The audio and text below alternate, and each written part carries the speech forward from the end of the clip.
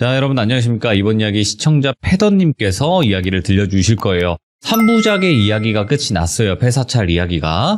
그 폐사찰 이야기가 끝이 난 뒤에 마지막에 인형의 부활이라고 살짝 언급은 하셨었습니다. 근데 그게 사실상 많은 분들이 말씀하시듯이 시즌2의 개념이라면 오늘은 그 이야기에 다가가기 전에 이 이야기는 꼭 필요하다고 하셔서 번외편이지만 꼭 이어지는 데 있어서 필요한 이야기라고 하셨기 때문에 오늘 이야기 출발을 해보도록 하겠습니다. 여보세요. 패더님 안녕하세요. 네, 안녕하세요. 네, 아이고 늦은 밤 감사합니다.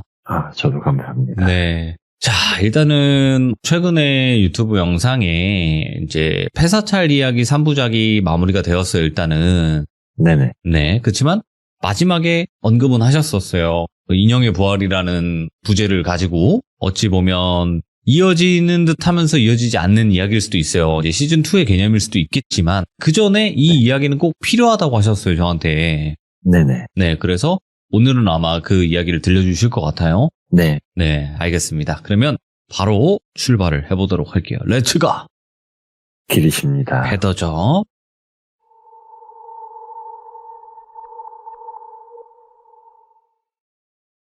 오늘 들려드릴 이야기는 저번 마지막 이야기 때 제가 원래 광주 만신할머니에 대한 이야기를 안 하려고 했었는데 네.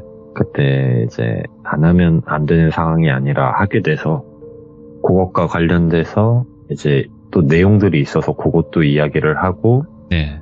이제 또 저만 알고 돌비님이나 이렇게 시청자분들은 알지 못했던 혹은 얘기를 들으면서 조금 의아하거나 궁금하셨을 것 같은 부분들이 있을 것 같은데 네. 그거에 대해 몇 가지로 나누어서 이야기를 해드리려고 하거든요. 오, 좋아요. 네, 번외편을 시작하겠습니다.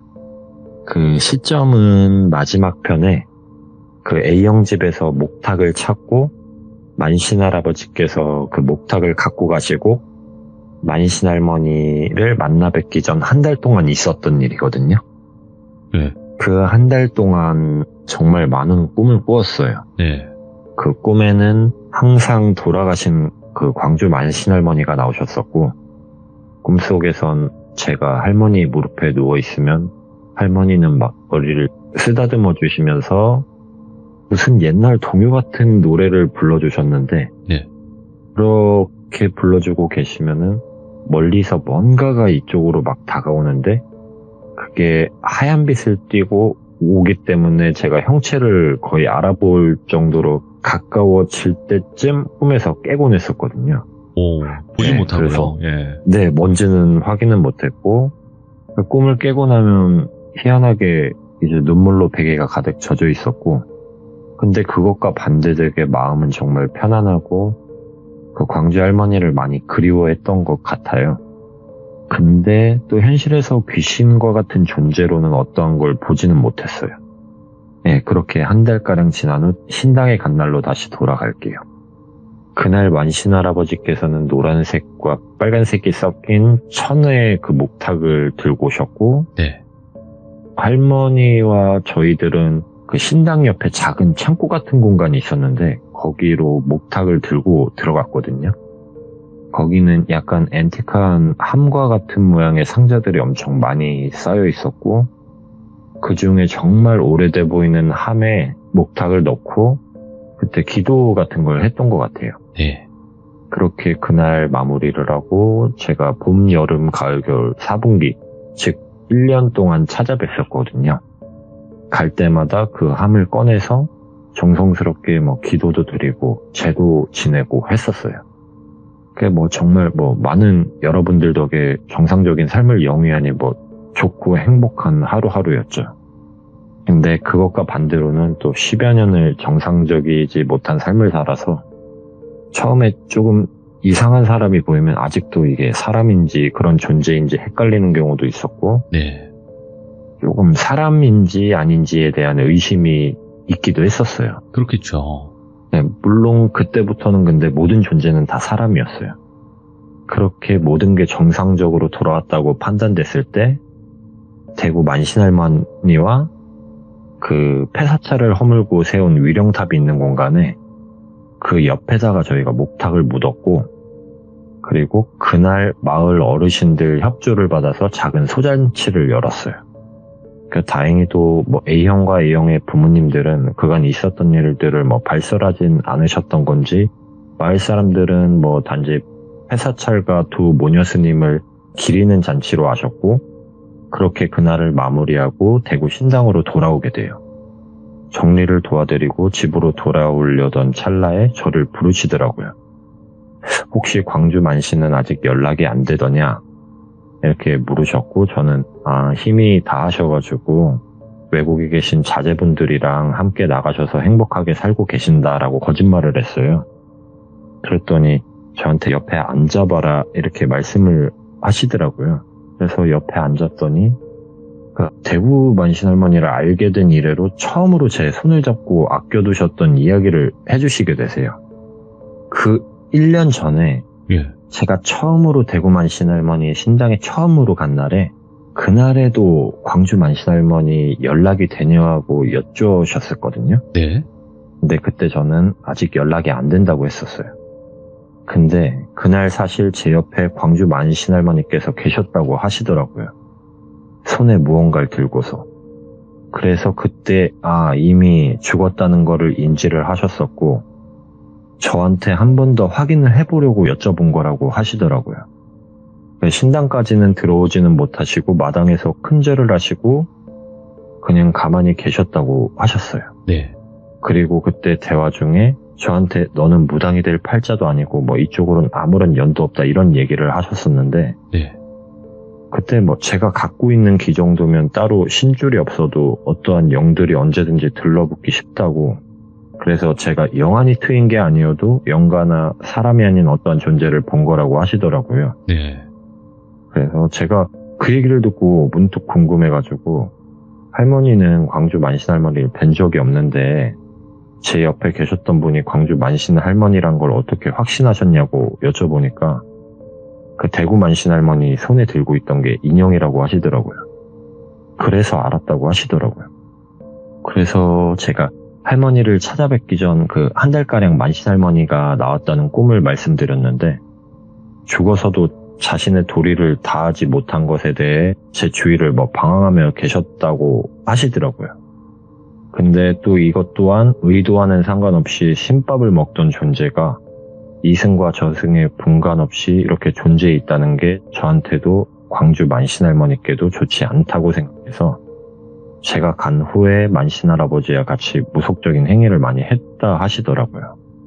그래서 그런 건지 확신은 못하겠지만 그날 신당에 다녀온 날 이후로는 제가 만신할머니 꿈을 한 번도 꾸지는 못했어요.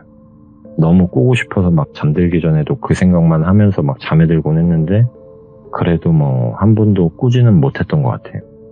그렇게 일상으로 돌아와서 이제 잃어버린 시간을 다 찾진 못하겠지만 흐른 세월에 비해 제가 현실의 삶에서 어떠한 가치나 성과가 다른 사람에 비해 많이 뒤처져 있다 생각해서 하루를 1년처럼 정말 열심히 살아가고 있었어요. 그렇게 지내던 와중에 작은 외할아버지한테 전화가 왔었거든요. 패더야, 누가 널 찾는다. 그래서 네? 저를요? 했더니 어떤 한 40대에서 50대 사이로 보이는 여성분이 과일 바구니를 사와서 저 위에 위령탑 세운 사람을 찾으려고 왔다더라 이렇게 말씀을 하시더라고요. 예. 근데 다행히도 저를 안다고는 말씀을 드리진 않았다고 하시더라고요. 그래서 그 여성분 아직 계시냐고 했더니 연락처를 남기고 아까 가셨다고 하시더라고요. 그래서 알았으니까 그럼 번호 좀 불러달라고 말씀을 드렸고 따로 노트에 받아 적었어요. 여기서 전화를 할까 말까 정말 많이 고민했어요. 누군지도 모르겠고 그 지역에서 나에게 연락할 만한 사람이 누가 있을까 아무리 생각해도 모르겠더라고요. 위령탑과 관련되어 있다면 분명 폐사찰과도 관련돼 있을 것 같고 한편으로 마을 분들의 도움을 받아 세웠다지만 혹시 거기가 사유지어서 어떤 법적인 문제가 된 걸까라는 생각도 하게 됐었어요. 근데 제가 이제 막 새 삶을 찾았고 뭔가 이제는 그 어떠한 불안감이 조금이라도 드는 일에는 끼어들지도 신경 쓰지도 않겠다 생각하고 다짐했었기에 제가 그냥 무시를 하게 됐어요. 그렇게 며칠이 지나고 그 마을에 가게 돼요. 그 듣는 입장에선 또 그 말은 왜 드나드냐고 할 수는 있지만 예. 사실 제가 외할머니, 외할아버지 선산에 들렸다가 위령탑에 가는 게 어느 순간부터 제 마음의 안정을 취하기 위한 루틴 같은 것처럼 되기도 했었고 광주 만신할머니를 잊지 않기 위한 제 다짐이기도 했어요. 또 목탁을 찾은 날 이후로 그 A형과 자주 연락도 하고 책도 서로 바꿔 읽고 그러면서 한 달에 한두 번 정도 만났었거든요. 그날은 외할아버지 댁에 먼저 들렸고 외할아버지는 저한테 그때 그 연락처로 연락은 해봤냐라는 말에 저는 아니요 못 해봤어요. 못 하겠더라고요. 이렇게 말씀을 드렸더니 그 후로도 한 2번 정도 더 오셨다고 하더라고요. 그래서 혹시 저 위에 땅이 사유지여서 문제가 되는 거에 아니냐고 여쭤봤지만 그런 문제는 또 아니라고 하시더라고요. 그냥 연락만 닿게 해달라고 하셨고 그렇게 이제 얘기를 하셔서 제가 그럼 지금처럼 그냥 모르쇠로 일관해달라 이렇게 부탁을 드리고 A형네 집으로 가게 돼요. 간단하게 A형 부모님께 선물로 사왔던 그 고기를 좀 드리고 이제 형이랑 얘기를 하게 돼요. 어떤 여자가 날 찾고 다니는데 무섭다. 또 그 일과 관련된 무언가가 튀어나올까봐 나 너무 무섭다 그랬더니 형이 지금 다 잘 돌아가는데 무슨 별일 있겠냐고 그냥 신경 쓰지 말고 전화도 하지 말고 살으라고 했고 그냥 그렇게 간단하게 대화를 하고 그날도 뭐 책을 조금 바꿔서 빌려주고 빌려서 이렇게 나왔어요. 그렇게 차를 타고 마을 어귀로 나오는 길을 쭉 내려오고 있었는데 저희 그 마을의 어귀 쪽에 보면 정류장이 하나 있어요. 근데 버스가 하루에 한 2번 정도밖에 들어오지 않아서 할머니나 할아버지들 아니면 뭐 마을 사람들이 가끔 이제 동네 분들 차를 얻어 타고 나가려고 거기 버스 시간이 아니어도 앉아서 줄곧 기다리곤 했었거든요. 그쪽에 역시나 사람이 2분 계셨고 한 40대 정도 돼 보이는 여성분 한 분이랑 그 마을 중간에 사는 그 논농사를 크게 짓는 할머니가 계셨어요. 예. 그래서 제가 창을 내리고 혹시 읍내에 나가시면 태워다 드릴까요? 라고 말씀을 드렸더니 할머니께서는 고맙다고 신세 좀 진다 하셨고 40대 여성분도 그래도 될까요? 하면서 웃으면서 타셨어요. 그래서 그때 내려서 할머니 그 양파가 가득 실려있는 작은 손수레 같은 걸 트렁크에 실어드렸고 2분은 이제 뒷좌석에 같이 타게 돼요. 할머니는 어릴 적에도 자주 뵀었고 소잔치 때도 뭐 거의 제가 주최한 거라 뭐 알아보고 이런저런 이야기를 나누면서 갔어요. 그러다 할머니가 아니 새댁은 어느 집 왔다 간 거냐 여쭈셨고 그 여성분은 약간 뭐 새침대기처럼 웃으시면서 조용한 곳에서 귀천 생활을 하고 싶어서 여기저기 임장을 다니고 있는 중이라고 하시더라고요. 할머니는 그래서 여기 마을이 옛날부터 장소로 유명했다. 산 좋고 공기 좋고 마을 사람들도 인심 좋아서 살기 좋으니까 꼭 와서 살라 그러셨어요. 저는 중간중간 뭐 할머니가 묻는 말들에 대답하면서 2분 대화나 들으면서 운전을 하고 있었어요. 그렇게 한 15분쯤 나와서 읍내에 있는 버스 정류장에 여성분을 내려드리고 또 2, 3분 떨어진 거리에 위치한 시장 같은 곳에 할머니를 내려드렸어요. 그렇게 집으로 돌아오는데 양파 때문인지 그 냄새 때문인지 재채기가 엄청 나더라고요. 제가 비염이 심해서 엄청 곤욕을 치렀었거든요. 그날은 그렇게 보내고 창을 조금 열어놓고 집으로 들어갔고 다음날 차에 냄새가 빠져있을 줄 알았는데 그 계속 양파 냄새가 진동을 해서 제가 그 실내 냄새 제거를 받으려고 친구 둘이서 운영하는 자동차 튜닝숍에 가게 돼요. 가서 뭐 오랜만에 만나서 뭐 이런저런 얘기도 하고 그렇게 하고 있었는데 이제 제 차를 냄새 제거를 맡아서 해준 친구가 패드야 너 독신주의라며 여자친구 생겼더라? 그러더라고요. 그래서 어떻게 알았어? 라고 되물었더니 뒷좌석에 지갑 떨어져 있더라. 조수석 시트 위에 올려놨어. 라고 하는 거예요. 그러면서 저한테 연상 어때? 연상이 좋지? 라고 말하더라고요. 그래서 아니 연상인 건 또 어떻게 알았지? 그 생각하고 제가 이제 물어봤죠. 야 내가 말한 적도 없고 나 여자친구 있는 거 아는 사람도 별로 없는데 어떻게 알았냐 했더니 지갑을 봤는데 사진이 나이가 조금 들어 보여서 연상인 것 같아서 그렇게 얘기를 했다고 하더라고요. 그래서 아 그렇구나 하고 그것과 관련해서는 대화를 마쳤어요. 근데 저는 그래서 여자친구가 혹시 지갑을 떨어뜨렸나 그냥 그렇게 생각을 했고 나한테 왜 지갑을 잃어버렸다고 이야기를 안 했을까? 지금쯤 한참 찾고 있겠네 하는 마음에 잠깐 통화를 하러 밖에 나가게 돼요. 사무실에서 나와서 전화를 걸면서 조수석에 있는 지갑을 들었는데 여자친구 지갑이 아니더라고요. 예. 그래서 걸려진 전화는 이제 여자친구한테 오늘 친구들 만나게 됐고 이쪽에서 하루 묵고 갈 것 같다 라는 내용의 대화만 하고 끊었어요. 그러고 지갑을 열어보니까 처음 보는 여성분이었고 이 기억을 되돌려보니까 마을에서 태워드린 그 40대 여성분 지갑 같더라고요. 그래서 사무실로 돌아와서 야 이러이러해서 이런 상황이었는데 지갑을 떨어뜨리셨나 보다. 제일 가까운 파출소가 어디냐라고 물어봤더니 걸어서 5분만 가면 바로 나온다길래 이제 그 길로 나왔죠. 그때 뭐 친구들이 어차피 예약도 없고 그쪽에 먹자 골목이 있으니 그거 갖다 주면서 밥이나 먹자 해서 그렇게 셋이 같이 가게 돼요. 가는 와중에 야 근데 아무리 네 차에 떨어뜨린 거여도 지갑 열어보고 안에 돈 훔쳐갔다고 그러면 어떡하냐부터 얼굴이 이쁘니 뭐니 자기가 주었다고 하고 포상으로 밥 한 끼 얻어먹으면 안 되냐느니 이런 좀 머저리 같은 의미 없는 대화만 이어지던 와중에 파출소에 도착했어요. 도착해서 지갑만 맡기면 되는 줄 알았는데 제 인적사항까지 적어줘야 되더라고요. 그래서 그렇게 적어줘야 한다니까 또 괜히 아까 애들이 말한 상황이 벌어지면 어쩌나 싶은 걱정도 됐고 근데 그 경찰서 그 파출소 분위기 자체가 너무 무서워서 그냥 요구한 대로 작성하고 빠르게 나오게 돼요. 밥도 먹고 당구도 치고 스크린도 치고 노래방도 가고 PC방도 가고 이제 이렇게 놀 거 다 놀고 이제 친구 집에 가서 잠을 자게 돼요. 지금 생각해보면 남자 셋이 술 한잔하지 않고 저렇게 놀았다는 게 어쩌면 공포라면 공포겠네. 예. 그 다음날 이유는 모르겠는데 아침에 애들이 해장국을 먹어야 된다길래 해장국을 먹었고 친구들 숍으로 와서 간단히 서비스를 받고 시동을 걸고 이제 브리너케 가려다가 이제 잡혀서 계산을 하고 그렇게 집으로 돌아오게 돼요. 근데 그날 이후로는 별다른 일들은 없었어요. 근데 그러다가 모르는 번호로 전화 한 통이 걸려와요.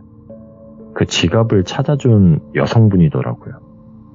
지금도 개인정보보호법이나 시스템적으로 가능한 일인지 모르겠는데 그때 당시에는 제 번호를 파출소에서 살해하기 위한 명목으로 받았다고 하더라고요. 그러면서 정말 감사하다며 살해를 꼭 하고 싶다고 말하시길래 제가 연신 거절을 했는데 저번에 마을에서 이렇게 태워다 주신 것도 감사하고 밥이라도 한 끼 사겠다. 거절하시면 살 때까지 연락을 드리겠다 해서 저는 혹시 저한테 다른 마음을 품었나 해서 정말 감사한데 제가 여자친구가 있습니다 라고 말씀을 드렸더니 이성적으로 만나고 싶은 게 아니라며 선을 그으시더라고요. 그냥 단지 고마움에 대한 사례를 꼭 하고 싶으니까 한번 시간을 내달라 해서 제가 알겠다 말씀을 드렸어요. 그렇게 하고 식사하는 날이 돼서 서울에 있는 모 식당에 만났고 거기서 우선 이게 이런 관계에서 밥을 먹는다는 게 좀 많이 불편하고 힘들다라는 걸 처음 알았거든요. 식사를 하는 동안에도 딱히 큰 대화는 없었고 형식상의 대화만 오갔었고 그렇게 식사가 마치고 가려는데 저한테 할 말이 있다고 말씀을 하시면서 조용한 카페에 가자고 하시더라고요. 그래서 제가 혹시 무슨 말일진 모르겠는데 편하게 대화하기에는 차라리 테이크아웃을 해서 유 앞 공원에서 이야기를 나누자 라고 말씀을 드렸더니 알겠다 하셔서 이렇게 커피를 사들고 공원으로 가게 돼요. 그냥 앉아서 뻘쭘한 상태에서 커피를 한 잔 한 모금 쭉 들이켰는데 얘기를 하시더라고요. 폐사찰에 대한 얘기를. 예. 땡땡리 폐사찰 이야기를 꺼내자마자 진짜 사례가 걸리고 코로 커피가 나왔어요.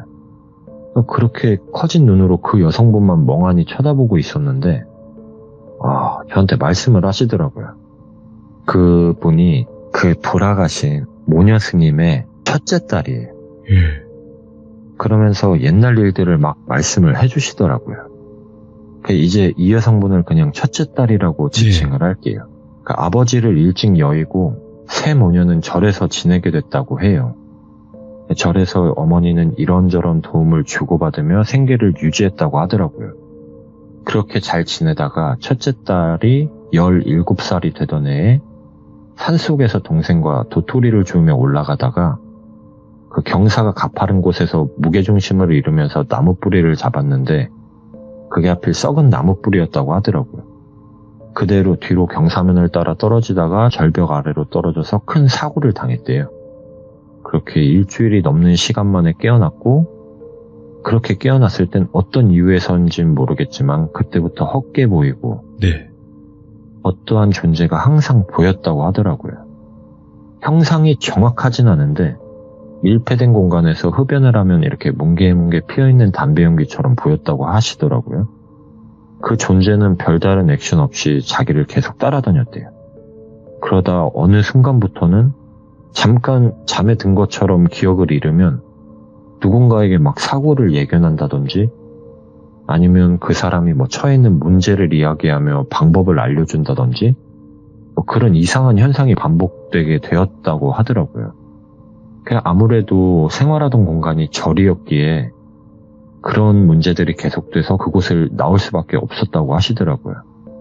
그 후에는 그 같은 이유로 어머니와 동생도 자연스럽게 이제 그곳에서 나와 지내기로 하게 되고 그 당시 이제 절의 큰 스님 도움을 받아서 시골 마을에 아는 분이 작은 사찰터를 갖고 계시니 그쪽을 보수해서 사용하라 말씀해 주셔서 이제 저희가 아는 그 폐사찰 터로 들어가게 된 거더라고요. 그 첫째 딸은 절에서 나온 이후에 예. 이산 저산 전국을 떠돌면서 이제 수련 아닌 수련 같은 생활을 했다고 하더라고요. 그렇게 지내다가 원래 있던 절로 돌아갔고 그렇게 돌아갔을 때는 스님들이 눈물을 흘리며 마중을 나왔대요. 이게 무슨 일이지 싶은 찰나에 왜 이렇게 늦었냐고 울며 말씀하시면서 봉투를 하나 주셨고 당시에 이제 사망신고가 법적으로 어느 기간 내에 이루어져야 되는데 그게 되지 않아서 과태료인가 그거와 함께 무슨 종이들이 날라왔다고 하더라고요. 이제 그걸 보고 어머니와 동생이 일이 난 걸 알게 되고 예. 그렇게 이제 사찰로 가게 돼요. 그렇게 사찰에 도착했을 땐 정리가 다 끝나 있어서 마을 이장님께 물어 알게 된 사실은 너무 비참했대요. 동네 근처에 작은 무덤터들이 많아서 우선 그쪽에 모셨고 그거를 이제 알게 됐고 오랜만에 만난 어머니와 동생을 이렇게 살아서 만나는 게 아니라 무덤으로 만나니까 온갖 후회와 슬픔, 분노가 차올랐다고 하시더라고요. 그때부터 그곳에서 생활하기로 결심을 하게 된대요. 다시 올라간 사찰은 아까보단 더욱더 비참하고 슬픈 기운이 맴돌았고 이곳을 정리하고 그간 닦은 정신을 뒤로한 채 그 시집안 첫째, 둘째에 대한 복수를 다짐하고 시작하려 했대요. 처음에 사찰의 가장 큰 공간에만 들어갔었고 중간방에 들어갔을 땐 세간살이와 옷가지들이 있었다고 해요. 한참 정리를 하던 중에 목탁을 발견했고 이 목탁이 알고 보니까 전에 절에 계시던 높으신 스님이 돌아가시면서 동생에게 주신 목탁이라고 하더라고요. 그래서 그 목탁을 나무 상자에 넣어 큰 방에서 기렸고 나머지 유품들은 제일 작은 방, 제가 처음에 못 들어간 방, 그 방에 다 넣고 잠궜다고 하더라고요. 그렇게 첫날 밤 큰 방에서 잠을 자는데 여기서 정말 신기한 건데 제가 뭔 얘기도 안 했고 계속 듣기만 했거든요. 근데 건물에 꽉 찰 만큼의 부처님이 나오셨대요. 그리고 구석에 있는 목탁이 들어있는 나무 상자를 가리키셨고 그 나무 상자 틈에서는 검은 연기들이 막 나오고 있었대요. 그리고 꿈에서 깨고 그날 아침 일찍 그 나무 상자를 들고 자신이 그건 전국을 돌다가 모시게 된 스승님께 찾아가 봤더니 버선발로 나와서 그 나무 상자에 대고 큰절을 올리시고 대성통곡을 하셨대요. 예. 그리고 절대로 상자에서 꺼내지 말고 이 물건을 원래 있던 자리에 도로 놔야 한다고 하셔가지고 그날 그렇게 다시 폐사찰로 돌아오셨대요. 저도 너무 궁금하지만 큰 절을 올리고 대성통곡을 한 이유는 듣지는 못했거든요. 네, 그렇게 다시 돌아오셨을 때 이전에 깨끗했던 폐사찰 주위에 형체를 알 수 없는 검은 악령부터 잡귀들까지 그 폐사찰 담벼락에 주렁주렁 매달려 있었고 그 나무 상자를 들고 올라오니까 마치 제거돼서 없어지듯이 그 자리에서 그대로 사라졌다고 하시더라고요. 그렇게 뭔가 이 목탁이 이곳을 지키고 수호하는 존재 혹은 내가 알 수 없는 어마무시한 큰 존재라고 생각이 되어서 매일매일 치성을 드렸대요. 그렇게 어느 정도 정리가 되어서 네. 사망신고를 하러 가게 되었는데 가족관계 증명서를 보고 처음 보는 사람의 이름이 자신의 아버지로 올라와 있었대요. 그 아버지의 이름은 오땡땡. 오씨. 네, 그 단번에 좋지 않은 느낌을 받고 마을로 돌아가서 이장님께 여쭈게 돼요. 혹시 오땡땡을 아시냐고. 이장님은 걔가 오씨 집안 둘째 아들인데 무슨 일이냐 라고 물어봤고 혹시 오땡땡의 집이 옆마을에 어디인지 주소 좀 알려달라. 그렇게 물어서 결국 이장님이 주소를 알려주어서 그쪽으로 이동을 하게 돼요. 도착한 오땡땡 집은 괜시리 오싹했고 문어기에서 기웃기웃대고 있는데 한 아주머니가 오셔서 누구냐고 여쭤보더래요. 그 자신을 사찰에 모녀 스님과 관련된 절에서 나온 사람으로 소개를 했고 혹시 이 댁에 사시냐고 여쭤봤더니 자기가 이 집 막내 딸이라고 하더라고요. 그리고 정말 죄송하다는 말로 시작했대요.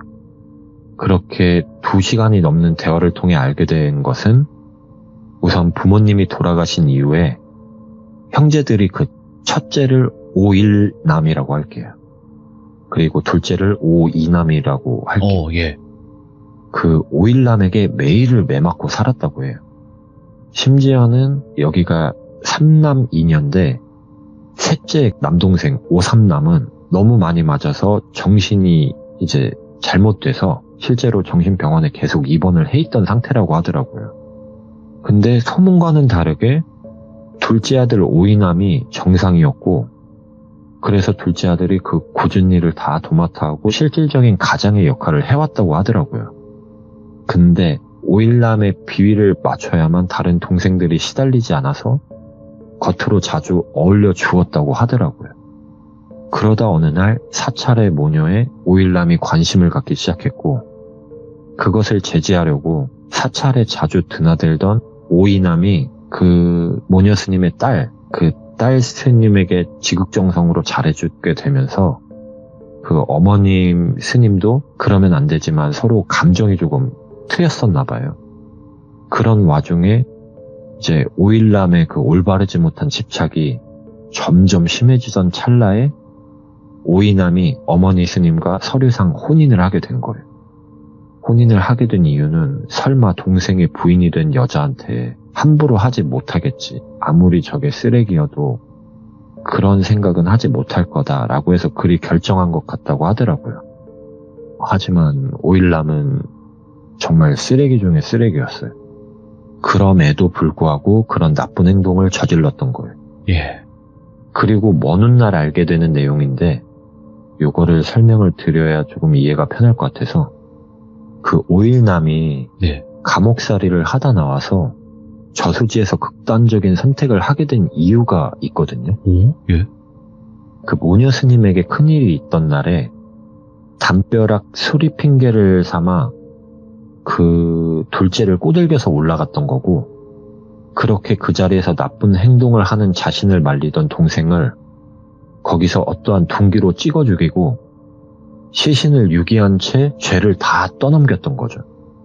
그래서 상대적으로 4년이라는 짧은 시간만 수감 생활을 하고 나왔고 예. 후에 그 산속 방공호에서 둘째의 시신이 발견되면서 재수사에 나선 것에 대한 압박감에 이제 저수지에서 극단적인 선택을 한 거더라고요. 와, 악마다, 진짜. 네.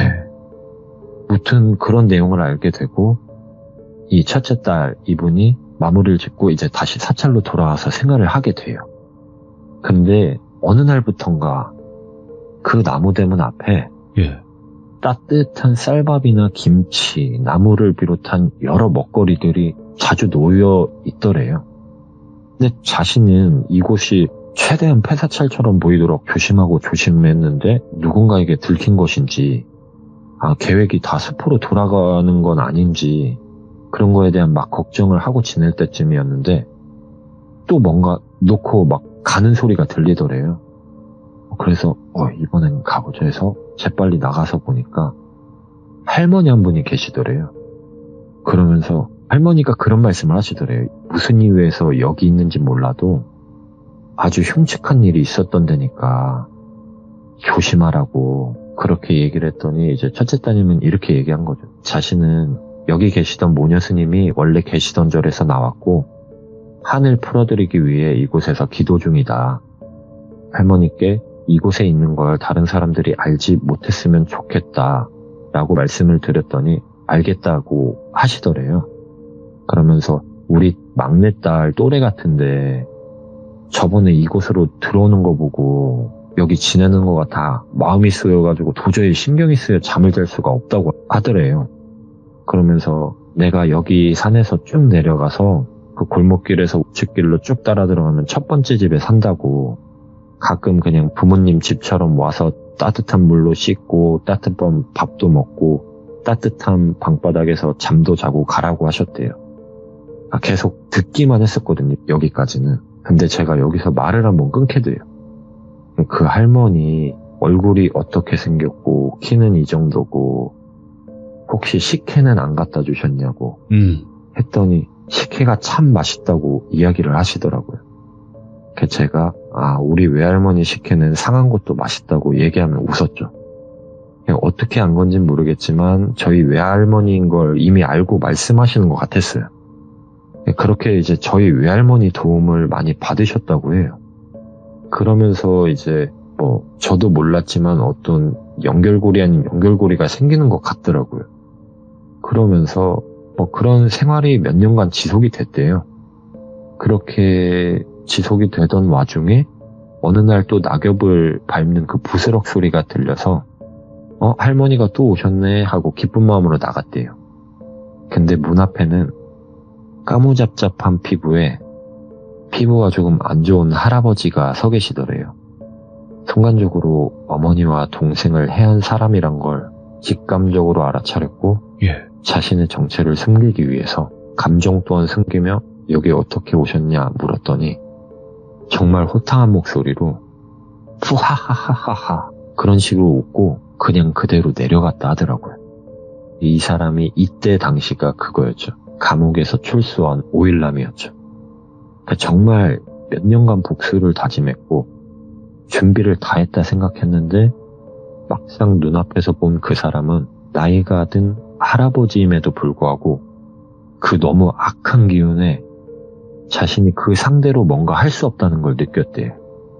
그래서 너무 무섭기도 하고 어쩔 수 없이 많은 걸 포기하고 그날 짐들을 다 정리하고 그날부로 나무문을 굳게 잠그고 떠났다고 하더라고요. 네. 아직은 준비가 덜 됐다 생각해서 그렇게 떠나서 또 스승님께 되돌아가서 다시 길고 긴 수련을 하게 됐어요. 오랜 시간이 지나고 복수보다는 그냥 어머니와 동생의 한을 풀어 천도를 하고 싶었지만 꿈과 현실 그 어느 곳에서도 마주하기 힘들었대요. 그러다 어느 날부터인가 꿈에서 동생의 어릴 적 모습을 쏙 빼닮은 작은 인형 한 구가 나왔고 아무런 행동도 말도 하지 않고 바라만 보다 끝났다고 하더라고요. 자신이 모시는 스승님과 이런저런 아주 여러 가지 방향 방법으로 수련하고 공부하고 연구했지만 결과적으로 인형이 전하는 메시지는 찾지 못했다고 해요. 그렇게 의미 없는 시간이 또 흘러가다가 어느 날 자신을 따라다니던 그 뭉게뭉게 피어난 연기 같았던 게 꿈에 나오던 인형으로 완전한 모습을 갖추게 되었고, 뭔지는 모르겠지만 분명히 동생의 한과 관련되어 있다 생각해서 그때부터 다시 폐사찰이 있던 마을을 찾게 됐대요. 그렇게 찾았을 땐 폐사찰이 없었고 위령탑과 석재상 같은 것만이 있었고, 전에 음식을 갖다 주셨던 할머니 댁도 빈집이 되어 있었대요. 네. 그래서 마을 이장님께 혹시나 폐사찰을 허물고 위령탑을 세운 사람을 찾게 된 거고, 그때는 만나지는 못했지만 결국 차를 얻어 타면서 저와 만나게 된 거고, 저인 걸 캐치하고 이제 지갑도 일부러 놓고 내렸던 거라고 하더라고요. 이 이야기를 듣고 저도 궁금했던 점과 알고 있던 내용, 모든 걸 이제 서로 공유를 했고, 특히나 목탁을 현재 어디에 있는지 제가 알고 있다 말씀을 드렸어요. 그랬더니 그 큰 따님이 목탁을 제가 갖고 있을지는 상상도 못 하셨던 것 같더라고요. 목탁 이야기를 했을 때 눈물을 정말 많이 흘렸어요. 그리고 감사하단 말을 정말 많이 하셨고, 그렇게 그날은 헤어졌어요. 그리고 제가 다음날 아침에 바로 대구 만신할머니께 전화를 드려서 이 내용들을 말씀드렸고, 할머니께선 빠르면 빠를수록 좋으니 같이 신당으로 오라고 하셨어요. 네. 그리고 큰따님분과 전화 통화 후 그 통화가 있은 후 그 다음 주 주말에 내려가기로 했고, 마침내 당일이 돼서 저희 둘은 함께 내려가게 돼요. 그렇게 신당에서 할머니와 저, 큰딸, 셋이 만나게 되고, 간단한 소개 인사를 나누고, 이제 그 전에 저희가 만나기 전에 목탁을 챙겼었거든요. 그 목탁을 들고 그 옆에 왜 한들이 있던 창고 같은 공간이 있잖아요. 거기도 약간 그 뭐라고 설명해야 되지? 그 물건에 혼이 깃들려 있다고 생각하는 걸 모아놓는 곳인데, 그때 무슨 명칭이 있었는데 제가 그게 기억이 안 나거든요. 예. 아무튼 그 공간으로 저희는 건물의 문을 열게 돼요. 그리고 그 이후부터가 이 파트 2로 나눠진 사건이 직접적으로 전개되는 내용이라 다음번부터 이제 스타트를 하려고 합니다. 그러니까 결국에는 이번 이야기가 사실상 이제 시즌2, 그죠?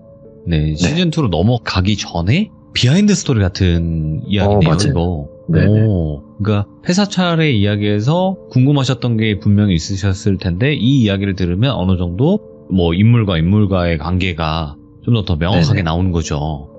그리고 네. 제가 또 꼭 말씀드리고 싶었던 게, 예.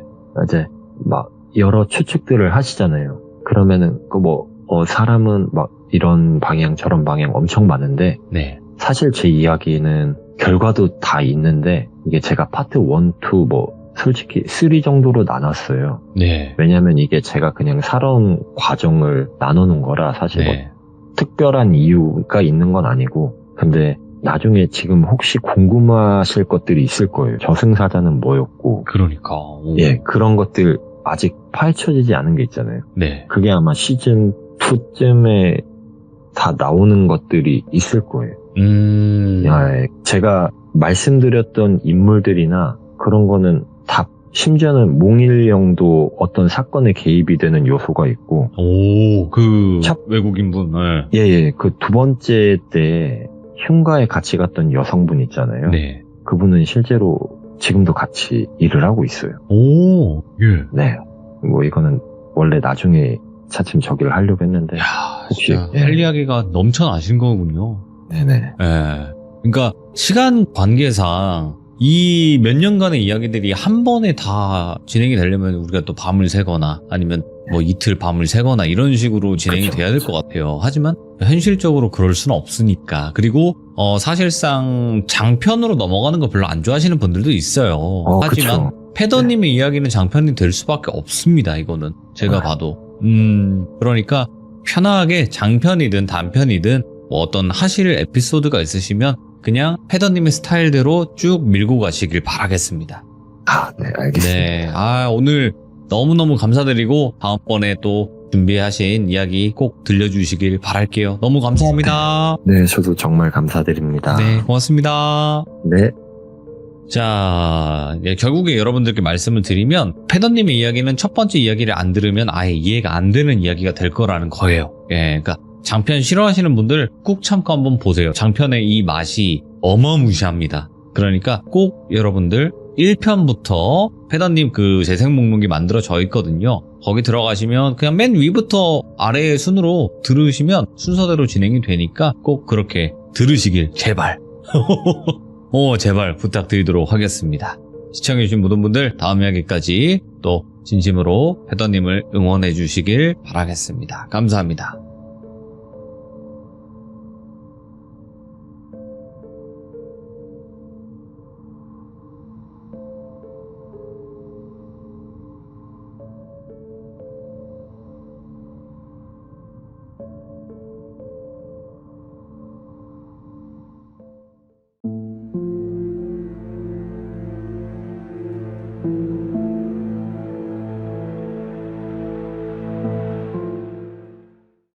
자, 여러분들 안녕하십니까. 이번 이야기는 현직 래퍼이신 썸님께서 이야기를 들려주실 겁니다. 저번에 중국 유학 때 있었던 현실공포 이야기 정말 섬뜩한 이야기로 등장을 하셨죠. 그 당시 너무 섬뜩해서 숨이 막혔던 이야기로 등장을 해주셨는데 오늘 이야기는 어떤 이야기일까요? 오늘도 사람이 무서운 이야기가 될 것 같은데 바로 한번 만나보도록 하겠습니다. 네, 여보세요? 안녕하십니까? 안녕하십니까. 웃어요. 왔어. 웃어요. 예. 반갑습니다. 아유, 또 래퍼시니까 또 이렇게 예. 래퍼다운 인사 너무너무 감사드립니다. 아닙니다. 네. 인스타도 팔로우 했다고 많이들 그러시네요. 아, 예. 아우, 저번에, 예. 이게 제가 또, 돌미님 또 이게 활약을 또 한번 맛보게 됐습니다. 아, 그래요? 아직 영상도 예. 안 올라갔는데? 그때 또 라이브 또 이게 또 시청하시고, 네네네. 또 굉장히 또 이제 또 많은 분들이 네. 들어오셔가지고, 이거 한번 봐야 되겠다 해가지고, 갑자기 끝나는데 굉장히 많은 분들이 클릭을 해주셨더라고요. 오, 다행이다. 우리 비룡님들이 의리가 의리의리해. 진짜로. 제가 예. 덕분 이게 그래서 좀 약간 살짝 썰이 있는데 제가 이제 대표님하고는 한테 이제 연락이 잘 안 와요 평소에. 네. 근데 이제 이렇게 또 시참 한번 하고 나서 대표님께서 이제 연락이 계속 와요. 귀찮아 죽겠어요 요즘에. 이게 또 한번 하고 나니까 반응들이 좋고 하니까. 예. 네, 대표님이 너무 이제 귀찮을 정도로 전화를 많이 하십니다 저한테. 혹시 대표님께서 이번에도 반응 만약에 좋아야 되는데 안 좋으면 나가라 이런 네. 얘기 하신 건 아니죠? 그런 건 아니고요. 저희 회사 좋습니다. 예. 그렇죠. 예, 계약 회사. 기간이라는 게 있으니까. 예, 제 회사 좋고, 아무튼 이게 돌비님 네. 덕분에 또 그 시청자분들이 또 이게 또 잘 많이 도와주시고 해가지고, 아이고, 아닙니다. 제가 아주 대우가 좀 달라졌습니다. 네.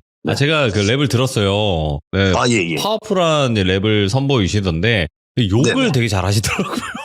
욕이요? 랩에 욕이 예. 좀 있더라고요. 예. 네. 근데 심히 조절하겠습니다. 아니요. 저는 랩에는 욕설이 있어야 된다고 생각합니다. 그래야 감정 전달이 좀 더 세게 들어간다고 생각을 하기 때문에. 네. 힙합을 좀 아시네요? 알죠. 예. 또 예를 들어서 나는 너무나 슬펐어 이게 아니라 막 이제 거기 쌍욕이 들어가야 되거든요. 너무 슬플 때. 예, 그럼요. 예. 육두 문자가는 괜히 있는 게 아니니까요. 자, 그러면 오늘 썸님께서 해주실 이야기는요. 오늘도 중국 유학 시절 때 이야기일까요? 예, 맞습니다. 오호, 또 무슨 일이 네. 있었길래. 이게 참, 특정 지역이나 나라를, 국가를 비하하려는 의도는 전혀 없고요. 네. 그냥 살면서 이제 진짜 많이 겪는 일은 아니지만 한 번쯤은 누구한테나 일어날 법한 그런 거기도 하고요. 또 거기 있다 보면 중국에 대한 또 인식이 있잖아요, 사람들이. 근데 전혀 그런 나쁜 의도는 전혀 없고 저도 한 10년 정도 살다 왔는데 잘 살아 있잖아요, 제가. 네, 그래서 나쁜 의도는 전혀 없고 그냥 제가 경험을 바탕으로 이러한 일이 있었고 지금 생각해보면 정말 아찔하고 소름 돋았다. 약간 이런 썰입니다. 알겠습니다. 그러면 바로 예. 한번 어떤 이야기인지 들어보도록 할게요. 렛츠가. 기리십니다. 써!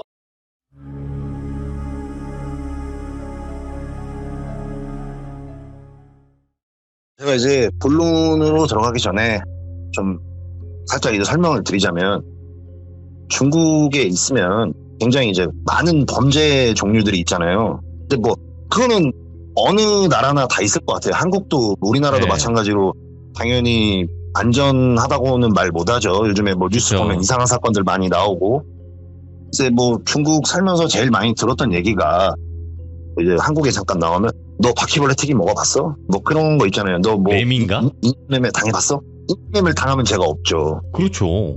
뭐 인신매매 그런 거 봤어? 뭐 그런 거 있잖아요. 예, 자기도 뭐 당해봤어? 근데 이제 오늘 제가 설명드릴 거는 저번에도 말씀드렸다시피 그 소매치기범 쓰리꾼 소위 말해 이제 쓰리꾼 쓰리꾼에 이제 관한 썰인데 물론 들어가기 전에 조심하시길 바라겠습니다. 모든 분들은 조심하시고 오늘 좀 교훈을 좀 드리고자 이제 본론으로 들어가 보겠습니다. 때는 이제 바야흐로 그때랑 비슷해요. 8, 9년 전으로 돌아가서 제가 대학 시절 때 있었던 일입니다. 대학교 시절 그때 전 사건 있잖아요.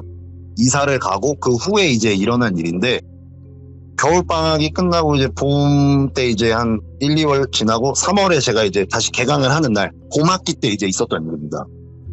다시 이제 제가 중국으로 이제 복귀를 해서 제가 이사 갔던 지역은 그 원래 전에 살던 지역과 별반 그렇게 다를 거 없어요. 그냥 거기서 거기 옮긴 건데 좀 끝으로 이사를 간 겁니다. 그냥 시내 쪽인데 제가 이제 저희 친누나랑 데이트도 좀 하고 낮에 밥도 좀 먹고 이제 뭐 좀 살 게 있어서 둘이서 시내를 나갑니다.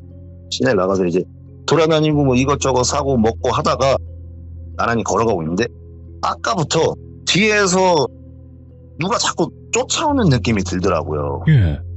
뒤에서 자꾸 누가 쫓아오는 느낌이 들어서 이게 뭐 저희가 오버하는 걸 수도 있지만 제가 중국을 살아서 그런 건지 뭔지 몰라도 약간 의심병이 좀 있어요. 저도 그렇고 누나도 그렇고. 그러니까 이게 어느 정도로 의심병이냐면 조심해서 놔둘 건 없다 싶어서 지인이나 심지어 저희 뭐 가족 아버지 차를 타더라도 저는 항상 번호판을 보고 타는 습관이 있어요. 내릴 때도 뭐 떨어뜨린 거 있나 없나 확인하고 막 그런 성격이란 말이에요. 그래서 이게 누가 자꾸 따라오는 느낌이 자꾸 들어서 누나도 그렇고 저도 그렇고 그냥 뒤를 쓱 봤어요. 저 사람인가 했는데 이제 누나랑 이제 약간 하도 영화를 많이 보고 그래가지고 뒤에 봐봐 이런 식으로 해서 티나게 보지 말고 그래서 이제 뒤에 보니까 진짜 이제 거의 한 5m 앞까지 붙었더라고요 이 사람이. 그래서 뭐지 이러고 있었어요. 그냥 아무렇지도 않죠 하고 그냥 가자 하고 근데 그 순간에 제 옆으로 슥 지나가더라고요. 그냥 뭐 지나가는 사람인가 보다 하고 저는 아무렇지 않게 그냥 그러고 있는데 바로 저희 한 2m에서 3m 앞에 굉장히 이제 아름다운 여성분이 걸어가고 계셨어요. 제가 왜 기억을 하냐면 스타일도 너무 좋고 그래서 누나랑 저분 되게 멋있으시다 이러고 기억을 하고 있었는데 그분이 이제 H라인 검은색 치마에 스틸레토 힐 같은 거 신고 이제 위에는 블라우스 이게 입고 오른손에는 전화기를 받고 걸어가고 있었고 왼쪽에는 빨간 색깔 가죽 쇼퍼백을 이렇게 메고 걸어가고 계셨어요. 근데 이제 그 남자분이 지나가면서 이제 그 여자 옆으로 붙더라고요. 붙어서 아주 찰나에 일어나는 일이에요. 그 여자 가방에 손을 쑥 넣더니 정말 기가 막히게 장지갑 하나를 딱 빼가지고 가더라고요. 정말 이게 정말 찰나의 순간이 일어났어요.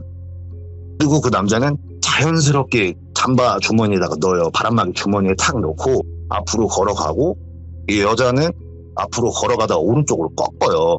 꺾어서 건물로 들어갑니다. 근데 이제 그때 저랑 누나랑 이제 이런 걸 처음 목격하면은 뭐지? 이렇게 돼요. 순간 얼어가지고. 근데 이게 오지랖이 너무 컸던 건지 저 사람을 따라갈까 아니면 여자를 따라가서 알려줄까 저희 둘 다 그 생각을 하게 돼요. 그래서 저희가 저기 저 이러고 있는데 그 소매치기 하셨던 그 분이 오른쪽으로 쓱 돌아서 견눈질로 저를 쓱 보더라고요. 그래가지고 이거 뭐지? 이거 아찔하다.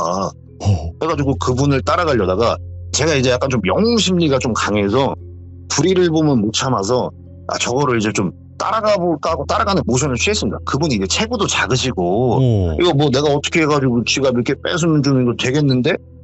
라는 생각을 아주 잠시 했어요. 아주 잠시 하고 있다가 아니다. 그냥 오른쪽으로 꺾어서 여자분한테 지갑 털렸다고 얘기를 해줘야 되겠다. 그런 판단이 쓰더라고요. 그래서 오른쪽으로 저희가 건물로 들어갔어요. 근데 이미 여자분은 저 끝에 가 있고 따라가긴 조금 멀더라고요. 그래서 누나랑 어떡하지 이러고 있다가 아니야 그냥 우리가 너무 그냥 그랬던 것 같아. 그냥 저 사람 일이고 그냥 우리가 뭐 경찰도 아니고 슈퍼 영웅도 아니고 못 도와준다 이거는. 그러고 있는 찰나에 누나랑 얘기하고 있는데 저희 뒤에 아까 그 소매치기범이 서 있더라고요. 그래가지고 거기가 이제 1층이 마트고 막 그런 건물이에요. 예. 자연스레 붙었다 이러면서 그냥 우리 마트로 들어가자. 마트로 그냥 들어가요. 쇼핑하는 척을 해. 아무것도 몰랐다 우리는 이런 척을 해요. 예. 그러면서 그냥 뭐 쇼핑할 것도 없지만 그냥 쓱 둘러보다가 한 10분 15분 시간 좀 뻐기다가 나와요. 건물 밖으로 나와서 야 우리 이거 진짜 본 거 뭐냐, 우리 이거 뭐 어떻게 된 거냐, 야 진짜 우리가 얘기만 듣던 그런 걸 여기서 보네, 야 이러고 있는데 정말 싸한 느낌 있잖아요. 예. 사람들이 굉장히 많은데 그 한 20-30명 되는 눈들이 우리를 보고 있는 느낌이 들더라고요. 우리만 딱 쳐다보고 있는 느낌이. 아닐 거야 이거 뭐 내가 그냥 뭐 착각하는 거겠지, 방금 이상한 일 겪고. 그래서 저희는 이제 다음 일정이 있어서 그 장소로 이제 그냥 갑니다. 잊어버리고 가요. 근데 그 장소가 어디냐면은 지하상가에 시계 상가인데 자주 가는 단골이에요. 그 아주머니가 조선족 분이시고 자주 가는 단골이어가지고 이제 거기 시계줄도 고치고 배터리도 갈라고 이제 들어가요. 들어가서 이제 시계줄도 고치고 뭐도 하고 뭐 이러고 있는데 이제 제가 그냥 궁금해서 그 사장님한테 단골이고 하니까 아주머니 저희가 지금 방금 전에 오면서 이러한 일을 겪었다라고 이제 설명을 드렸죠. 그러니까 그 아주머니가 갑자기 사색이 돼요. 엄청 사색이 되더니 막 이렇게 주변을 막 훑어봐요. 이렇게 막 오른쪽도 보고 막 갑자기 자기 바에서 나와가지고 이렇게 둘러보더니 딱 보더니 왜 그러세요? 하니까 이제 아니 막 이러시더라고. 아니 계속 이러시다가 아니다 됐다 이러시더라고요.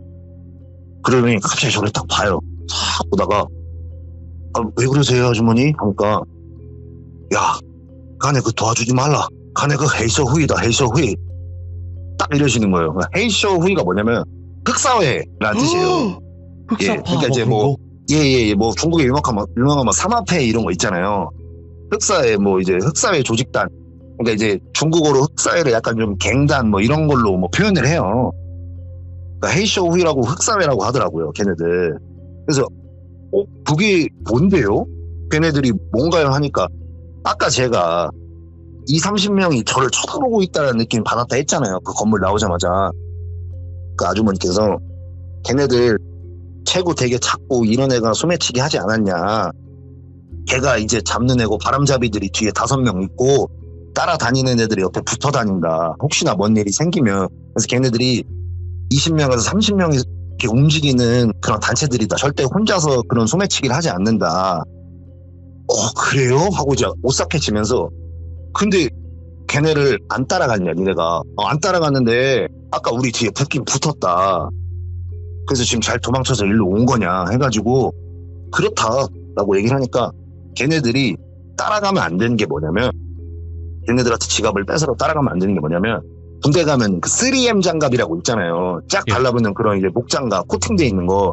걔네들이 거기 앞에다가 개조를 해가지고 손바닥에다가 면도칼 같은 거를 이렇게 쫙 달아가지고 와가지고 뭐 이렇게 자기가 무력이나 힘이 안 될 것 같으면 그걸 얼굴을 쓱 그어버리고 도망가는 그런 범죄 조직단 뭐 그런 쓰리꾼이라고 하더라고요. 생전 처음 듣잖아요. 그냥 학생이 이런 얘기를 언제 듣겠어요. 그래가지고 야 이거 잘못하면은 오늘 뭐 그어진 걸로만 안 끝나고 진짜 큰일 났겠다.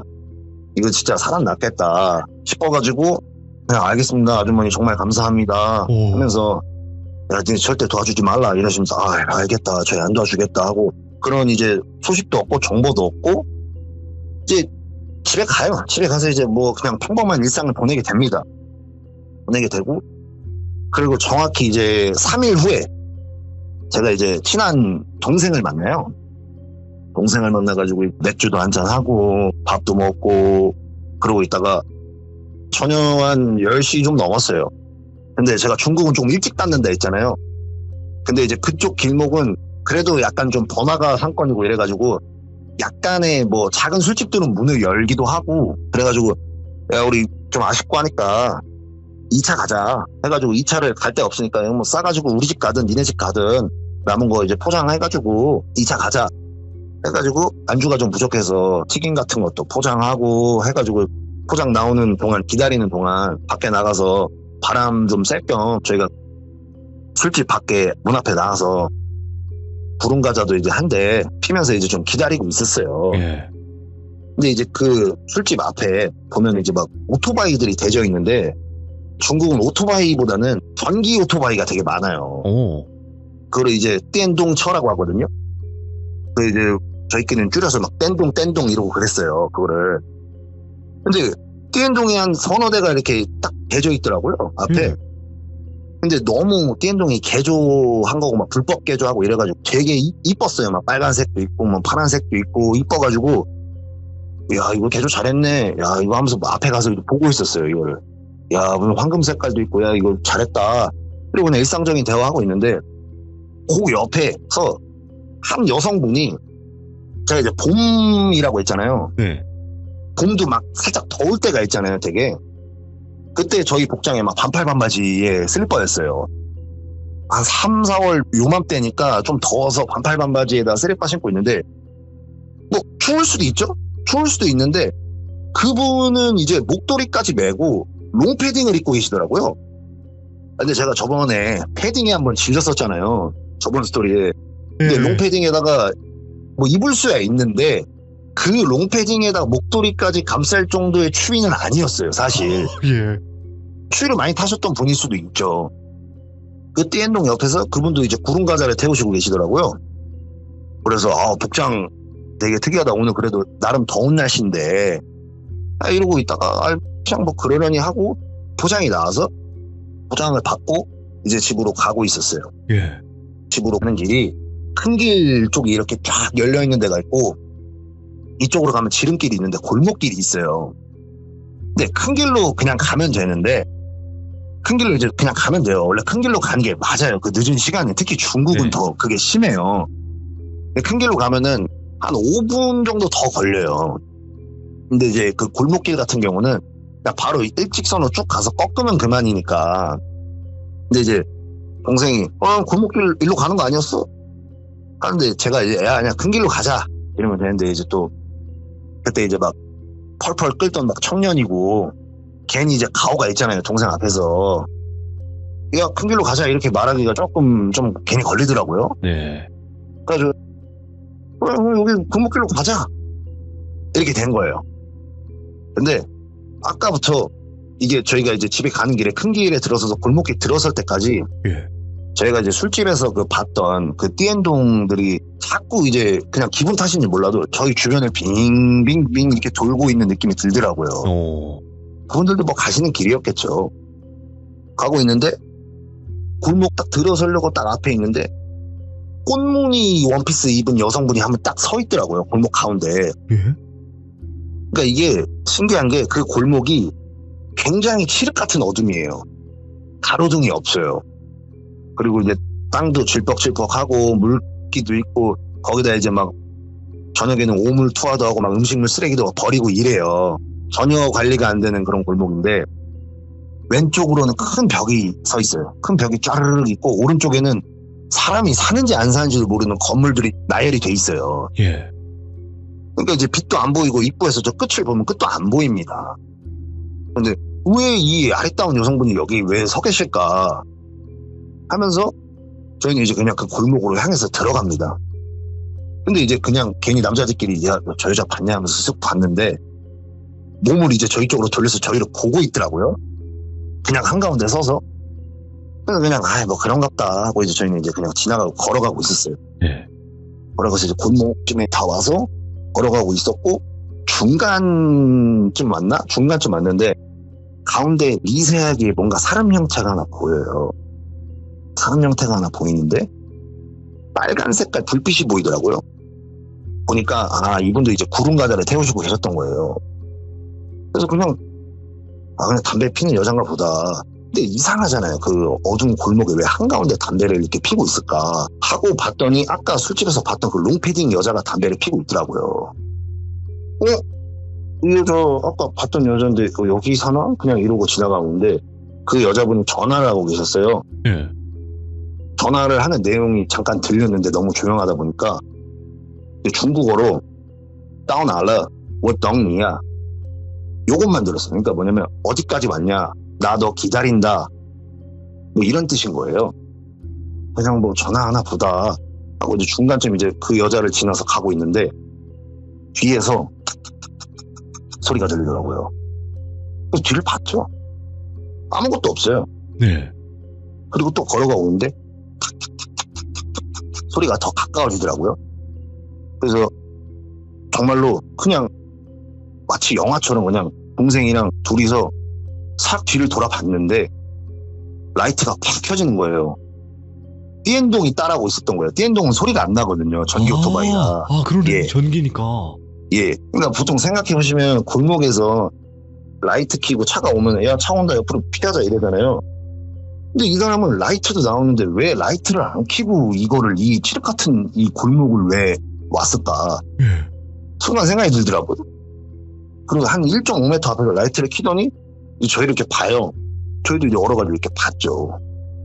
그 여성분하고 같이 있고 아까 원피스 입은 여성분도 같이 여기 있더라고요. 야, 이거 상황이 조금 이상하게 흘러가는데 제가 얼마 전에 그런 이상한 일도 겪었고 상황이 좀 이상하게 이거 흘러가는데 하고 있다가 쓱 봤는데 남자분이 가만히 저희를 봐요. 담배를 태우시면서 쓱 보시더라고요. 계속 갸우뚱 하세요. 그러더니 이제 저를 딱 봐요. 그리고 동생을 딱 보고 다시 저를 쓱 보더니 남자분이 띠엔동에서 이제 내려요. 그럼 갑자기 니 왜 뭐 빵을 타야? 왜 그를 도와줬냐? 예. 그러니까 이런 뜻이에요. 직역으로 해석하면 왜 그를 도와줬냐?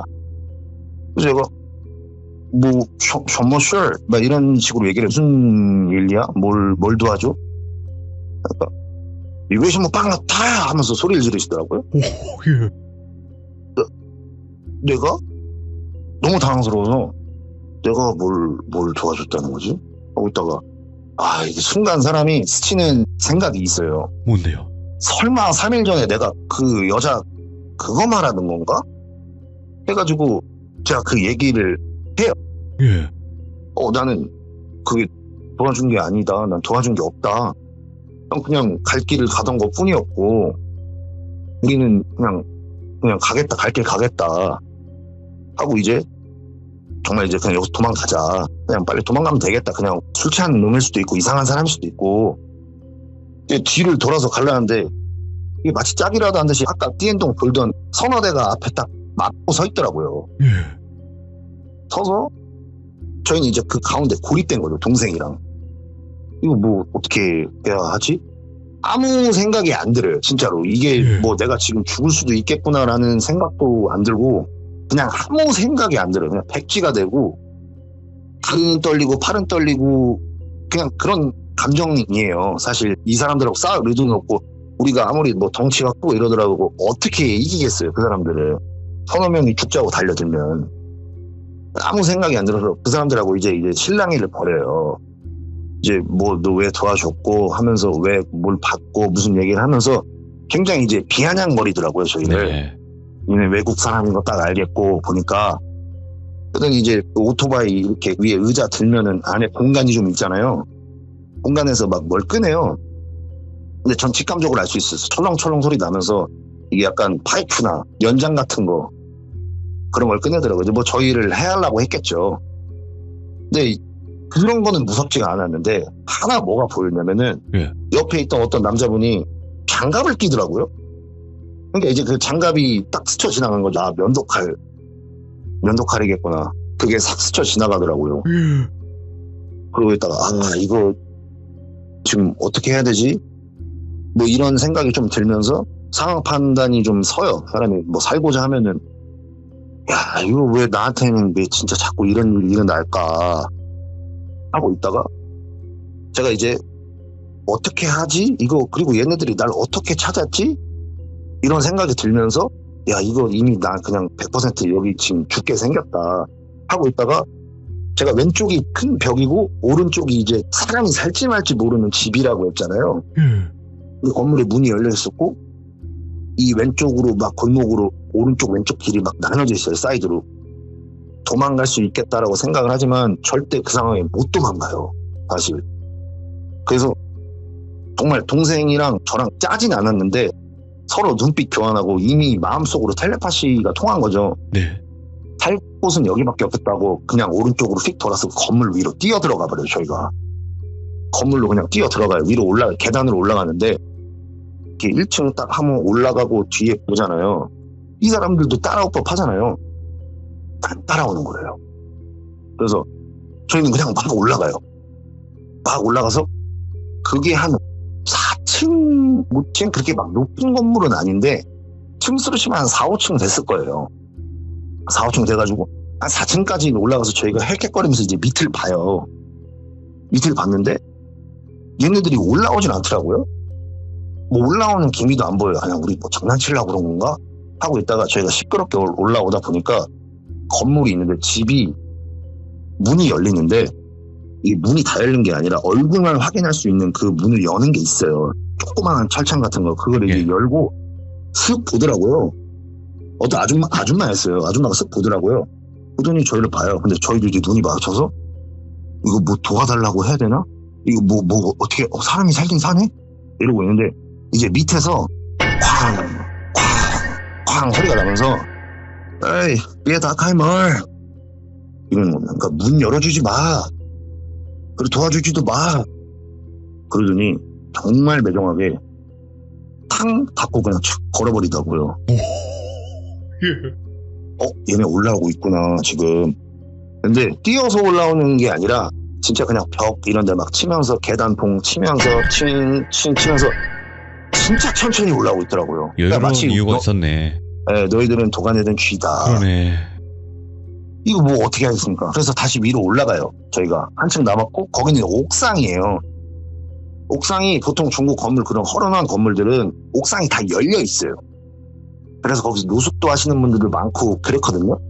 근데 그런 건물 구조를 잘 알다 보니까 그냥 옥상 여기 100% 있을 것이다 하고 저희는 올라가요. 옥상으로 올라가서 이렇게 둘러봐요.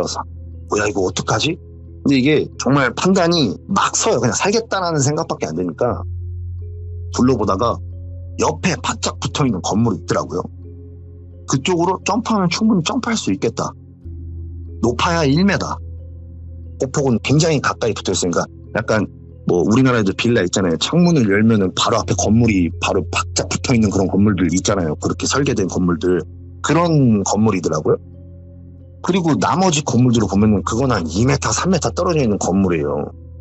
이거는 파쿠르 야마카시 하는 분들이 와야 충분히 가능한 거고 저희들은 뭐 그런 능력도 없고 이걸 뭐 어떻게 할 수 없잖아요.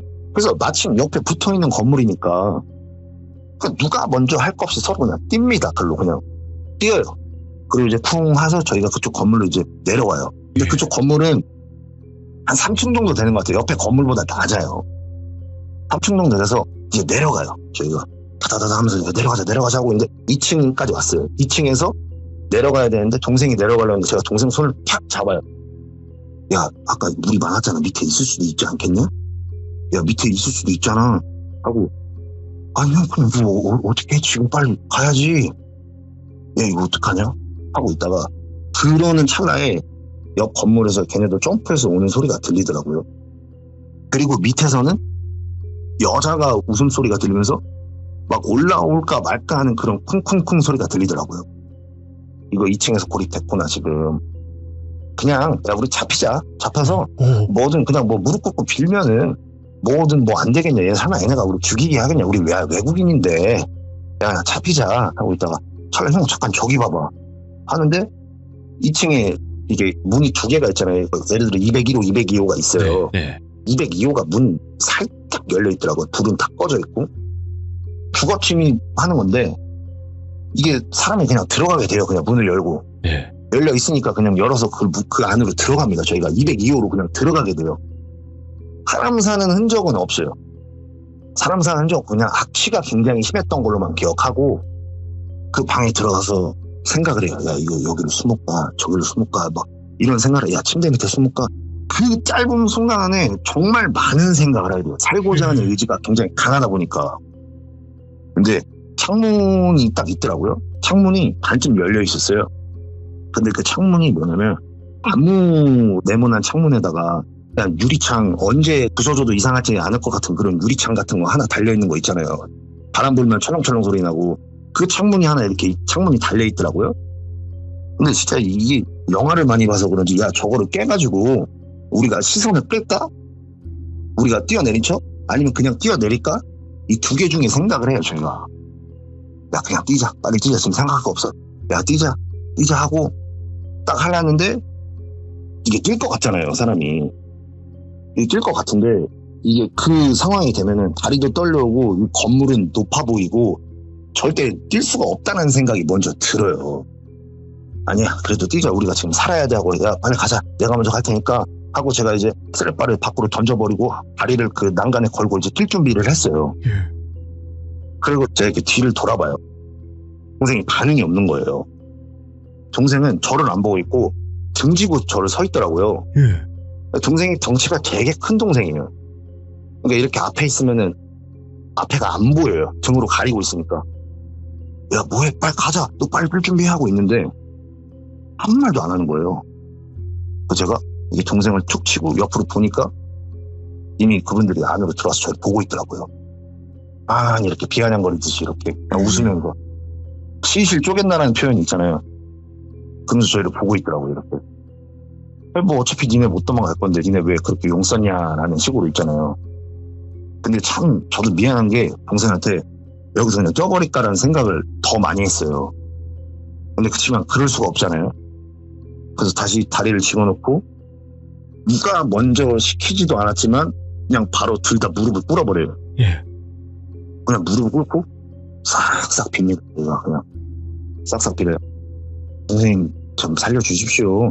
아유, 선생님 저 도와주십시오. 저희는 뭐 그러려는 의도가 아니고 저희는 그냥 유학생이고 그냥 살라고 하니까 모든 말이 다 나요. 제가 어디 학교 다니는지부터 시작해서 한국에서는 어디 살고 제 전화번호는 이거고 저는 한국인이고 저는 뭐 누나가 있고 그냥 가족 상황을 다 말해버립니다. 이게 안 될 것 같은데 그런 상황이 오면은 살기 위해서 발버둥을 치게 돼 있어요, 사람이. 무릎 꿇고 이제 동생도 막 싹싹 빌면서 막 지금 막 거의 울라 그러고 그런 상황이에요. 근데 이분들이 저희를 그냥 계속 웃으면서 막 보면서 담배를 계속 줄담배를 연달아 피우시면서 그냥 보더니 니네 어느 나라 사람이야? 한국인이다. 증명해봐. 니네 일본인 아니야? 근데 이거 증명을 어떻게 해요? 한국말을 써야 되지 않을까요? 한국말을 쓰면 되잖아요. 근데 얘네가 막 하지메 마시테 와타시와 니혼진 데스 막 이런 말을 해요. 그러니까 이게 왜 그러냐면 그때 당시에 지금도 존재하지만 중국이 반일 감정이 굉장히 좀 있었어요. 아, 그럴 수 있지. 예, 그래가지고 막 길 가다 보면은 토요타 회사나 혼다 택시 이런 거 있으면 막 부셔버리고. 심지어 제 친한 일본 형도 학교 근처에서 중국인들한테 두드러 맞고 빨개 입었은 채로 빤스만 입고 이제 숙소로 뛰어온 적이 있어요. 그러니까 걔네가 일본말을 왜 하냐면은 일본말로 한 다음에 나 일본 좋아한다 이런 식으로 긴장을 푼 다음에 상대방이 일본인이라고 하면 이제 그때부터 너 일본인이 하면서 이제 그런 식으로 유도를 하는 거예요. 그거를. 그래서 이게 조금 유명했던 지역들은 여권을 들고 다니기도 했어요, 가끔. 그리고 일본인 친구나 형들이나 뭐 그런 지인들한테는 어디 가서 뭐 몽골인이라고 해 아니면 한국인이라고 해 이렇게 말하라고 다니고 막 학생증에다가 한국인 이런 거 써가지고 만들어 놓고 이렇게 주기도 막 그랬었어요. 그런 적이 있었어요. 근데 이제 니네 일본인인 것 같은데 증명을 해봐라. 나 한국인이다. 나 한국 하면서 한국말로 막 했죠. 안녕하세요. 저는 뭐 누구누구고요. 여기 살고 한국말로 그냥 독백을 하기 시작해요. 거기서 살기 위해서 무릎 꿇고 있는 상태에서. 아니 그냥 증명해봐. 나는 못 믿겠으니까. 니네가 일본인이면은 오늘 니네는 여기서 없어지는 거고 한국인이면 우리 형제니까 나 살려줄게. 이런 뉘앙스로 말씀을 하시더라고요. 야, 그래서 이거 어떻게 증명하냐 했는데 마침 제 핸드폰에 그게 기억이 나더라고요. 여권 사진을 찍어놔요. 이게 유학생들이나 외국에 좀 오래 체류하시는 분들은 여권 사진을 좀 찍어놓거든요. 이 앞에 여권 번호도 있고 그게 가끔 필요할 때가 있어서 찍어놔요. 야, 나이스다 하고 이제 제가 이거를 보여줘요. 근데 이거를 내가 어떻게 알아? 이게 니네가 뭐 한국인지 여기 써있기만 하고 내가 이걸 어떻게 아냐? 여권 앞표지판이나 그런 거 없냐? 중국인들은 우리나라 여권을 잘 알아요. 옛날 지금 신여권 말고 구여권 초록 색깔 있잖아요. 리퍼블릭 오브 코리아 써있고 그 초록색 여권을 잘 알아요. 그것도 이제 3A 가가지고 팔기도 하고 그런 범죄들이 있어요. 돈이 되니까 그 여권 한 장에 위조해서 또 한국으로 나올 수도 있고. 근데 이게 보통 안면은 사진을 안 찍잖아요. 근데 제가 안면을 옛날에 찍어놨던 거예요, 그거를. 안면이랑 뒷면까지 다 찍어놨더라고요. 와. 그걸 보여줬죠.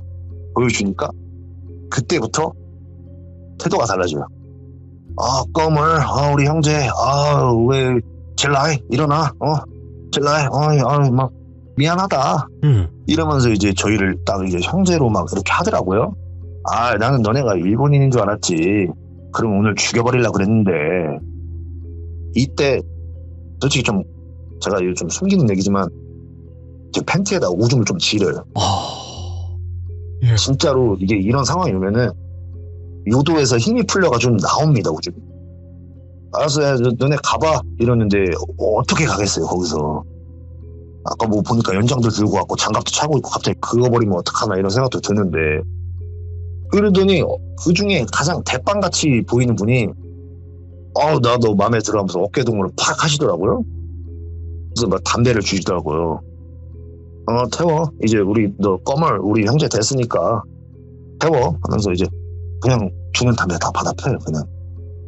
그러면서 이제 막 그분들이 막 하는 얘기 들으면서 그분들이 막 수다 떨고 웃으면은 그냥 저희도 이제 웃고 하하하 하면서 웃고 그분들이 갑자기 화내면 저희도 화내고 그러니까 그분의 분위기에 맞춰 따라가는 거죠, 저희가. 저도 이제 막 굽신굽신 거리는데 막 형님 따거 막 그러십니까 해가지고 근데 갑자기 싹 되더니 너 앞으로 그런 일 있거나 하면은 절대 도와주지 마라. 한번 더 그러면은 그때는 한국인이고 뭐고 없어. 딱 이러시더라고요. 제가 이제 이 얘기는 왜 했냐면 사실 별로 막 그렇게 엄청 막 공포적이거나 무서운 건 아닌데 제가 이제 교훈을 좀 드리고 싶어서 어딜 가시면 이제 외국에 가시면 외국은 외국이고 로마에 가면 로마의 법을 따르라는 말이 있잖아요. 네, 그렇죠. 그래서 절대로 어디 외국 나가면 중국이 아니더라도 뭐 다른 지역이더라도 절대 도와주지 마세요. 도와주지 마라. 예, 절대 이게 내가 도와줘야겠는데 라는 생각이 들어도 절대 도와주지 마시고 신고하세요. 그러니까 중국 공안이 못 믿겠으면 아니면 그 나라 공안이 경찰이나 뭐 못 믿겠으면 한국 대사관이나 영사관에 무조건 신고하세요. 절대 도와줘서 저처럼 되지 마십시오. 저는 이런 교훈을 좀 드리고 싶어서. 아니 잠깐만. 네. 와, 네. 근데 저는 더 궁금한 게요. 네네. 우리나라에서는 이런 일이면 정말 너무 큰일인데 거기서 흔해요, 진짜 이런 일이? 이게 흔한 그러니까 건 아니면 썸님이 재수가 없는 거예요.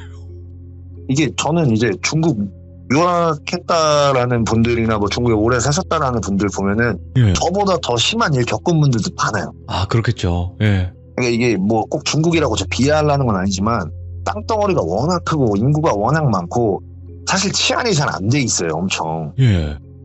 그러니까 좀 이런 일들이 비일비재하게 좀 일어나는 편이긴 하죠, 사실. 네. 빈도수가 더 높긴 하다. 네, 우리나라는 밤에 혼자 돌아다녀서 뭐 어디 뭐 배달도 시키면 오고 편의점도 열려 있고 그러잖아요. 네. 거기 오래 사셨던 분들은 아마 저 있었을 때 사셨던 분들은 아마 제 말에 공감하실 거예요. 밤에 그렇게 돌아다니면은 그냥 나 잡아가세요라는 거랑 똑같거든요. 거기. 예. 나는 더 이상 살고 싶지 않아요. 약간 이런 비유랑 좀 비슷해요. 하기야, 뭐 해외에 사시는 분들이 우리나라 와가지고 뭐 지금 9시, 10시 돌아다닌다고 이게 막 너무 놀래하는 그런 분들도 계시잖아요. 예, 맞습니다. 그게 원래 해외 가면 말도 안 되는 그런 일이라고 막 하긴 하는데 네. 야, 어떻게 또 이런 일을 겪으셨고 이제부터 썸님이 중국을 담당을 해주시면 되겠네. 저희 각 나라에 담당이 좀 있으시거든요.